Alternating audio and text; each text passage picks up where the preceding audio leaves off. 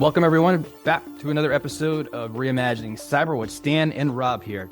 And Stan, today we're going to cover a topic around threat hunting that really drives off of a recent report coming out of the University of Victoria in British Columbia, which is really focused on the role and how it's evolved of a threat hunter, the different personas, some of the specific value points that they need to take into consideration, how it's matured over time as well.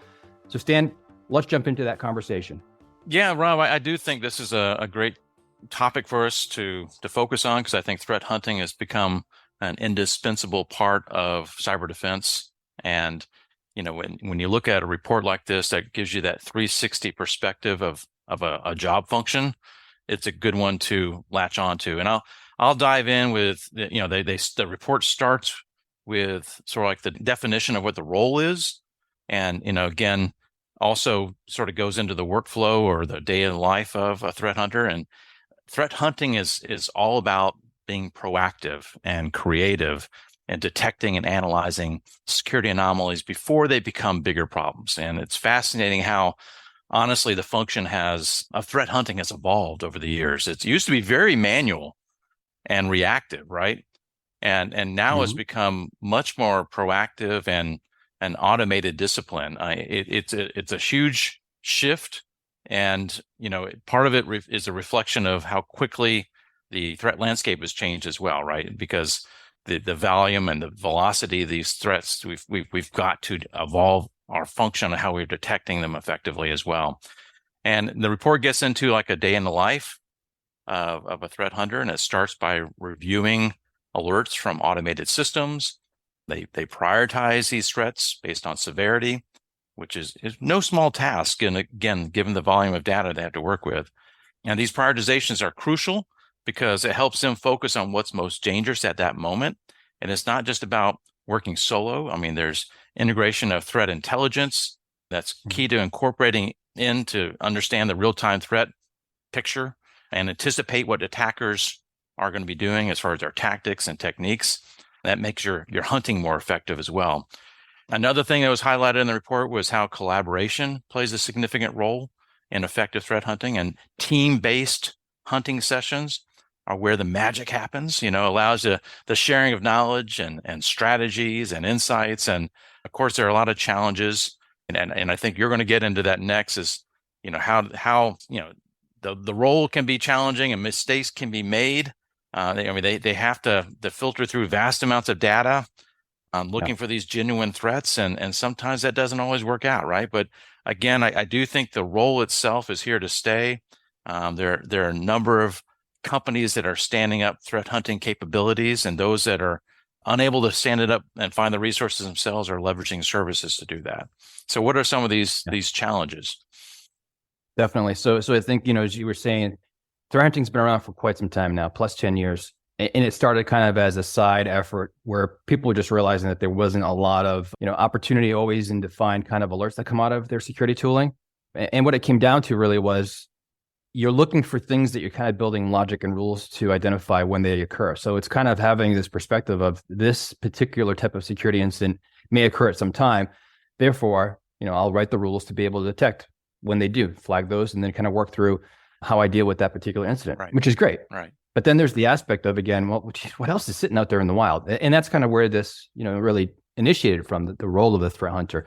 But as you said, right, there are many challenges and some mistakes, of course, that you go along the way, but you learn from those. And so some of those definitely tie into just the vast amount of information that's available. Which particular systems and applications, details are you looking at to be able to try to get the best kind of concise view into the environment? So, as they've kind of matured through this process, you mentioned earlier, a lot of it started off obviously manual. Mm-hmm. There's better tooling, which I know we'll get into as well, that's come into the picture that's helped alleviate some of those challenges. But again, a lot of it does come back into, what are kind of some of the particular types of actions that we're seeing in the environment that kind of maybe lead to more than what we're being told, right? So there could be some sort of alert that's taken place. Again, you work through that, but then you say, well, geez, does it actually potentially exist in these other places? So again, this has come into kind of play as it relates to just how we deal with prioritizing the types of information that we're going to go and hunt for in that role. But also it's how do we communicate effectively, right? So there's this kind of aspect of the threat hunters working from a technical perspective, but then also translating that to kind of the business logic, if you will, right? So who are some of the key stakeholders that they're engaging with? What are some of the key attributes of information that the threat hunters need to think about as they're looking for more kind of, targeted potential attacks for that particular part of the organization, and just translating all that back into, again, how they become much more effective in their approaches to doing more threat hunting. Right. And you mentioned the tools that they're going to have available to them. And actually that arsenal of tools that they have at their disposal is pretty incredible, right? Threat hunters have everything from high-tech analysis platforms to basic apps that are just jotting down notes. And these tools help them cut down on the grunt work and bring a level of stability to an often unpredictable world of cybersecurity that we're in, right? But it's not all smooth sailing for them. I mean, the main snag that the report highlights is that getting these tools to play nice together. It's like imagining trying to coordinate a team where everyone speaks a different language, right? It can be a real challenge. And sometimes there's, grappling with tools that have more style than substance and it makes their job a little tougher. They look nice, but they're really nothing underneath it. And then there's, each tool has their pros and cons, and it's picking the right tool for the right job. And sometimes they've got to be creative and create their own scripts sort of to glue these things together, right? And there's the challenge of getting these tools to work as one. And again, that the idea of a puzzle that you're trying to solve that has mismatched pieces, and getting these tools to work well together, when it does work or you get an aspect of your whole tool chain to work effectively, it's probably like the clouds parting and everything comes clear, right? They can be more effective. Another thing that may be easy to forget is compliance is another part of that puzzle, right? It's not just that the tools have to be effective in finding the bad guys, but they also have to potentially think down the line for any kind of legal action that may be taken. So they have to have chain of custody and do those kind of things right to ensure that they're on the right side of the law while keeping the bad guys at bay, right? So there's that aspect of the tooling and how they use them. And looking ahead, the report highlights the emerging tech around blockchain and quantum computing, and that's going to shake things up even more. And these advancements are promising, the new frontier of how threat hunters are going to be able to tackle these kind of threats, which is exciting, but also kind of daunting as far as some of the possibilities. So, there's a lot in the report about different types of tools, including open source tools that are available and how they're being used. But I think that the bottom line is that each team has to sort of identify what works best for them, and they have to keep evolving their tool set based on what's out there as well as what they're finding most effective. Yeah, most definitely. Now, as you move from kind of, the teams working from a tooling perspective together, as you talked about, right, putting those pieces of the pie together and, okay, we've got something here, very, very targeted, very detailed. There's also the other thing that was called out within the report is a focus around the collaboration and learning within the threat hunting teams. Again, over time, you learn a lot. So when you think about that, there's the effectiveness as it relates to the security kind of subject matter expertise and how they have a sense of obviously what to look for, identify these different things that are of interest, and then further investigate. But what's been interesting as well is that people that are getting pulled into threat hunting roles aren't always coming from the security side or even the technology side of kind of a background, right? And I know we've had a discussion on this topic in the past, which is one, this serves as another opportunity to get into cybersecurity. So the idea is that, if you are an individual who is very much kind of inquisitive, really like to investigate, very kind of thought provoking and not just kind of, okay, I'm going to follow this normal line of kind of step 1, 2 sequentially process in my investigation. I'm going to go outside the box and I'm going to think much differently. You need that kind of perspective and curiosity, right? You do. You need that type of mindset approach to be able to come in here and just look for the things that people similarly are not looking for. Right. And sometimes, right, in the security world, again, that SME is so focused in kind of what they know and what they understand that they're not thinking maybe about these other things, not because they can't, but just because they're so focused on the traditional approach that they've taken. So I think, again, this expands the scope for an insertion of additional people looking to get into cybersecurity, because it is about the collaboration, right? So maybe they're not going to be a technical individual to start, or if at all, but their mind thinking helps the threat hunting approach. The other thing that's important in the collaboration side of it is, and this goes back to, again, just kind of, information sharing, knowledge sharing, with other organizations, as well as other entities such as, within the public sector, is when they, as a threat hunter, come across something of interest, something brand new, right? So maybe a new malware variant that they've come across. It's helpful, obviously, for them, but of course it's helpful for others. So somehow to be able to share that type of information back, Right. so others can actually say, hey, this is something I also need to be investigating for. And you even talked about this earlier, right? Threat hunting has evolved to the point where there are, for the past several years now, threat hunting services available for many different organizations, right? So again, kind of that interrelationship of working amongst themselves, but also working in partnership with maybe a threat service provider that's going through and looking for different things. But again, how do we help one another back into the public sector, I think, is part of that equation as well. I think a typical scenario could be that you don't have that capability in-house. You bring on board a third party, and part of that is to help grow your capability in-house over time. Definitely. So your third party hopefully is enabling you to bring on the right people. They may actually transfer, depending on your agreement with that third party, resources over to you to be able to jumpstart your own capability. Because you may not be able to afford over time outsourcing that function.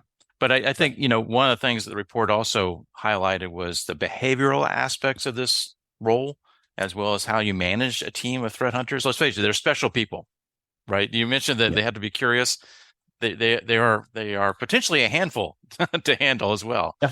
But, I think that, one of the aspects is the experience is critical in building up a hunter's confidence. And you know this, that the more time you're doing something, the more time you're in the trenches, the better you get at doing something. In this case, you get better at spotting and neutralizing threats. And so the more time they're in the role, I think the more confident they become.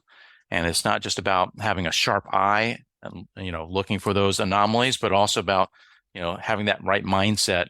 And threat hunters are the epitome of that proactive, curious, creative thinkers, as you talked about a second ago, right? And they hopefully, again, you're finding folks that have a passion about solving problems and ultimately protecting the organization.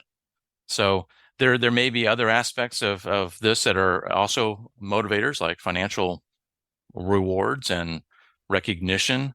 But that's an aspect of it, is just ability to solve problems. And I think, I think that thrill of the chase and the satisfaction of safeguarding assets, and the sort of the joy of sharing that knowledge with others. I mean, we know some threat hunters in our organization, right? And they do a great job of sort of like anonymizing what they've done and being able to share out what they've discovered. And you can tell that they have pride in the sense of, we caught this by doing these techniques. I mean, it's cool, right? And they like sharing that out. And now, when you think about managing these kind of unique individuals, it comes with its own set of challenges. And, the managers have to sort of like nurture the proactive and creative, culture within the team, and set the right priorities and help keep those communication lines open. Also with the executive side of the house too, to help ensure that they understand the value, right, of this function. I mean, so it's a combination of keeping the cats curious with what they're doing and giving them the tools that they need to be able to be effective, but also sharing out success stories to make sure that the executives understand the importance of this. And so I think another thing that was highlighted, and I agree 100%, is diversity and inclusion stands out as helping build in a more resilient hunting team, bringing together a range of different perspectives to help enrich the team's approach to how they solve problems. And because you're going to have different perspectives. And going back to your point about collaboration, right, and how the team has to work together. If you have everybody with the same viewpoint or the same way of solving problems, you're not necessarily going to see every kind of threat. right? So you have to have those different perspectives. Yeah, the different things. 'Cause I think back to your managerial perspective, it's from the management side of it for the program, for the threat hunting program, kind of keeping them in check with what the value is of what they provide to the organization is critically important. So they keep on being invigorated to go do more. How you translate that back into the business side and the value of, hey, here's what's going on, because it's tough, right? In some situations where they may not find something for a very long time, but when they find something, it's typically of high priority, high concern, high risk to the organization. So there's a lot of value, obviously, behind the efforts and work that they've done and they're doing today. That, again, that management role over the top needs to be able to properly translate back into the business for, again, continued support, funding, right? Further investment going on, more tooling, more people. So again, it is maturing. I think the report did a great job of kind of painting the picture of this evolution, but focused on the different personas. So we'll obviously attach that as a link for people to take advantage of and dig in deeper. Stan, good conversation today on the threat hunting aspects of where things have evolved over the past several years. And just for people to understand, there is true value in doing threat hunting within your organization. And again, as you pointed out, there are many different ways in which you can get into this role, right? But I mean, there is the formal education track, but I think the experience aspect of it is key. And so if you are a SOC analyst today and you have that kind of mindset and curiosity, you may be a good candidate for this kind of role. And so look for ways in which you can get an entree into that function, because I think this is going to be a very rewarding field for many years to come, because let's face it, the threat actors are going to continue to switch things up, and we need hunters to find these more advanced kind of attacks. Absolutely. Well, until next time, Stan, it's been a pleasure. Likewise. Hello, producer Ben here, and Rob talked about how Reimagining Cyber has previously looked at the issue of recruiting cybersecurity professionals. For example, there's episode 42 called The Unconventional Way to Build a Cyber Talent Pipeline. One of the guests was Jim Routh, who's led security programs at American Express and JP Morgan Chase. In a scarce market, you hire talent when you find it, not when you need it. And so what you do is you create an evergreen job requirement or, posting that says, we're always open, we're always recruiting, whatever your interests are, come talk to us. You keep it as generic as possible. You don't make it specific and say these 14 certifications are fundamentally required for this job. You basically do the opposite. You say, let's see, can you fog a mirror? Okay, yeah, we'd like to talk to you, literally, because you're just trying to evaluate the one thing you can't teach, which is intellectual curiosity. That was Jim Routh. Thanks for listening to Reimagining Cyber. If you've got any ideas on what topics we can cover, then do let us know via the review section on Apple Podcasts, or you'll find our email address in the show notes.